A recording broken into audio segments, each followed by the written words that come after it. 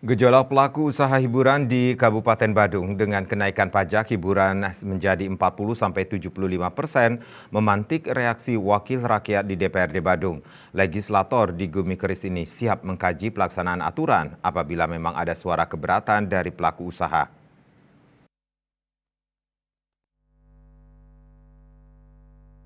Ketua DPRD Badung Putu Parwata mengatakan kenaikan pajak merupakan turunan dari aturan yang dikeluarkan pemerintah pusat.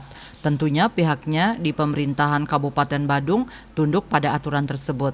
Namun demikian pihaknya baik eksekutif maupun legislatif siap mengkaji pelaksanaan aturan di Kabupaten Badung apabila memang ada suara keberatan dari pelaku usaha. Menurutnya, penjabaran dari undang-undang terkait pajak adalah melalui peraturan daerah Perda dan dilanjutkan dengan peraturan Bupati Perbub, maka pihaknya akan mengkaji kembali.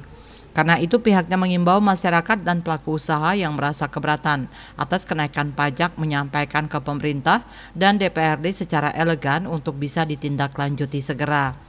Sekretaris DPC PDIP Badung ini mengajak agar persoalan pajak ini dicarikan solusi secara kekeluargaan.